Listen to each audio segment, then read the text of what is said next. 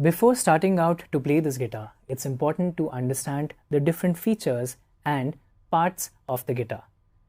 Let's have a look at each of these parts in detail and understand what are they about. The first feature of the guitar is the headstock. This is also called the head of the guitar or the tuning head. Now, the headstock holds all these keys and the strings in one place. The next feature is the tuning key. There are 6 in all, and one tuning key is only attached to a single string. This tuning key is attached to the first, this is attached to the second string, this is attached to the third string, fourth string, fifth string, and sixth string. We move these tuning keys in either of the directions in order to tune the guitar, which means to tighten up the strings or lowering the strings. The next part of the guitar is known as the nut. This is the plastic part that you can see here. It holds all the 6 strings in place and also is a little risen above in terms of height. The next part of the guitar contains the frets. Now all of these vertical metal bars that you can see are known as the frets. They mark the division all over this fretboard. Since these metal bars are known as the frets, the whole wooden board consisting of these frets is known as the fretboard of the guitar or the neck. Actually, there is a difference between the neck and the fretboard. What is that? The top wood, as you can see, is known as the fretboard, and the lower wood below that is known as the neck. The neck is constructed first, over which the fretboard is glued, and finally these metal bars, which are the frets, are hammered or are put in place by the help of using a machine. The next part of the guitar contains the sound marks or inlays. These are the white dots that you can see across the fretboard. Now if I ask you to play the 3rd fret, you are going to play these spaces, which means even if the metal bar is known as the fret, when we play the frets, we are going to play the spaces in between. So this first space is known as the 1st fret area or the 1st fret. The second space is known as the 2nd fret, 3rd fret, 4th, 5th, and so on. If I ask you where is the 7th fret, you are going to start counting right from the 1st fret and then come across to the 7th.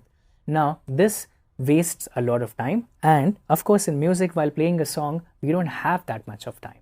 So what do we do is we count the spaces using the fret marks or the sound marks that you can see across the board.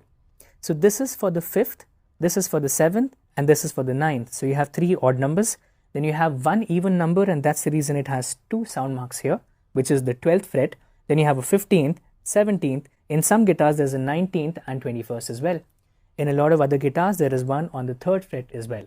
So only one in the middle is an even number, which is 12th fret, and that is the reason it has 2 dots. And other than that, all of these are odd numbers. The next feature contains the strings. There are 6 in all, and we start counting them from the bottom, which means this is the 1st string, which is the thinnest. As we go up, we go to the 2nd, then we go to the 3rd, then we go up to the 4th, up to the 5th, and finally the 6th. This is the thickest and this is the thinnest string. Now for beginners, this kind of a guitar is really good to play and learn on. As we move ahead, we would also need to play the higher frets across the fretboard. For that reason, there are a lot of guitars with a side cut or cutaway, which means this is cut in this kind of a shape, and what happens is, because it is cut in that manner, you can easily move your fingers across to the higher frets and play them with ease. The next part of the guitar is the soundboard. You see that this particular wood is known as the soundboard. Sometimes it's a single piece. That's really good to have a single piece soundboard, and in some cases you have 2 of them attached here at the center.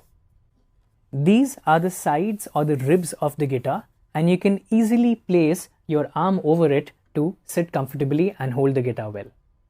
Now when beginners begin playing the guitar, what they do is, while strumming the strings, they also scratch the wood along with it with a plectrum or a pick, this thing that I'm holding in my hand.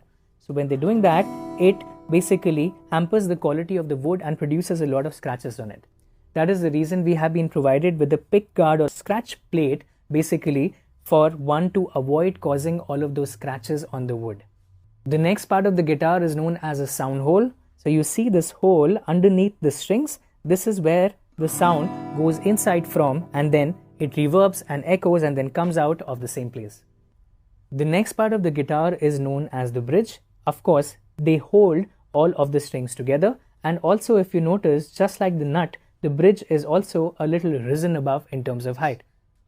Both the nut and the bridge maintain this small distance between the strings and the fretboard, which is known as action.